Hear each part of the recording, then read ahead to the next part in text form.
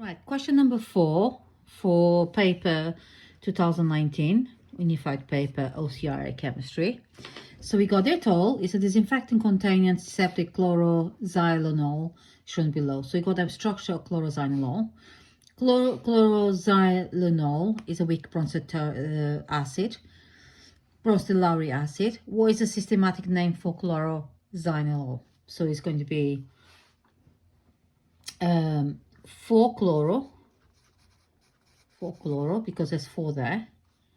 Then you got 1, 2, 3, 4, 5. So it'll be 3,5 dimethyl. Then you got phenol at the end. Okay. Next question. Predict the number of peaks of carbon-13 NMR. So you're looking at old carbon-13s. 1, 2, 3. Those 2 are the same. 4. And those are the same. 5. So it's 5 peaks. Okay. Then it says, name the functional group responsible for acidity of chloroxylenol and describe a simple test. So the functional group is called phenol. And the test is, you use an indicator. Okay. Use indicator, could be paper or pH paper, indicator pH paper or pH paper, showing turns red. You can also say things like less than 7 or pH meter less than 7. It's up to you how you'd say it. And then there's no reaction with sodium carbonate. Okay, because all the acids react to carbonate, but this one has no reaction with sodium carbonate. Now, question 4.4. A student measured the pH contents in the bottle of Dettol as 5.14. The label of the bottle shows the percentage of chloroxylenol in Dettol as 4.8%. That means in 100 centimeters, there's 4.8 grams.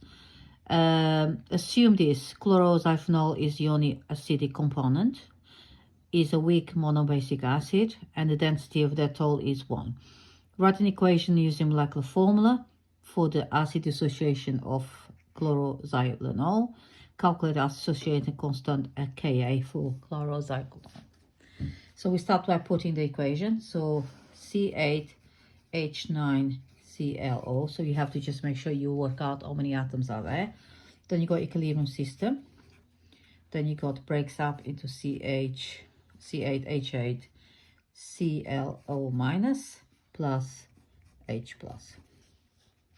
Now calculate KH. Ka is equal to concentration of C8H8ClO minus. Then you got H plus. Okay. Then you divide all that by concentration C8H9ClO. Sorry about that.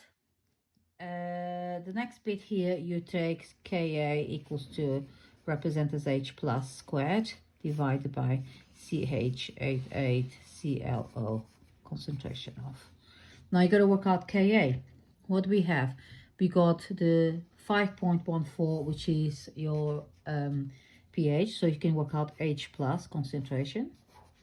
And then you got 10 to the minus 5.14, which is got H plus, which will be equal to 7.24436 times 10 minus 6. So we got that. Now we need to work out the concentration of C8H8H9ClO. So the concentration, so it's going to be, so if you know the concentration is, shall I say, if there's 4.8 grams in 100 centimeters, so then you need 4.8 times 10 grams in 1,000, because you're looking at decimeters cube, okay, in a liter. So that's the concentration, that grams of concentration, okay. So that will give you, then you use, let's do the math. So you got that. So you got 4 point some moles of the m cube equals to, so that's concentration, 4.8 times 10 divided by the molar mass is 156.5. Okay, and that should give you 0.3067 mole per dm cube concentration. Okay, so the MR is the MR of this acid, which is this bit here. As I said, MR is this one here, so it'll be MR of C8. Sorry, I made a mistake here. H9 actually. H9 ClO, which is 156.5 grams per mole minus 1. So then you plug these values all in equation. So you got Ka equals to H plus, which is 7.24486 or 36, I think it's 36, times 10 to the minus 6 divided by 0.3067, which is concentration.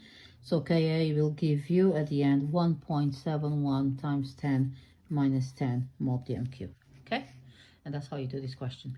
Right, B, that all contains other chemicals including alpha terpineol, shown below. So this is a chiral compound, showed with asterisks the chiral centers in the structure. So chiral compound is a center with 4 different groups attached to it. So it's going to be, hold on, it's going to be this one here. So it could be a carbon attached to that, attached to that, attached to that, and then you got four different groups attached to it because that's an H there. Okay, so that's a chiral center there. And then it says alpha terpineol meets the requirements of EZ isomerism. However, only one EZ isomer of this exists. So why does it meet the requirements? Whether the alpha terpineol has E or Z isomerism, or why it's only one. Okay, the answers to that is, to answer the first one here, has a CC double bond, okay, which restricts rotation around the carbon, double bond. Okay, then you put in each carbon in the C double bond. C has two different, you can put 2 as 2 there, two different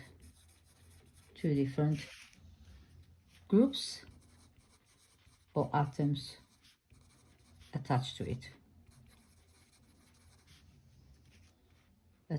Okay, so to each carbon. Then you say which type is this. So we're looking at in the priority groups. So we're looking at the CC double bond there. So you have a CC double bond here, and then you got H there because there's a H there. Then you got CH3 there. Then you got R group around here, and you got another R group around here. Okay, so that means that these groups here, that group there, it's got high priority, and then this one here is higher also. That's low priority. So the answer to that is a Z isomer, because the high priority groups are on the same side. Okay, the E isomer cannot be formed. Okay, because the ring would break down or be distorted, would break or be distorted. Okay, that's the answer to that question. Hopefully this makes sense, because these all attached together, so you can't actually do the other one. Flick them. I hope that you can see all that. Right, the last bit of question 4 is this compound has 2 functional groups, For each functional group, choose a reagent that reacts with the group only. Draw the structural organic products of the reaction. Show structures for organic products.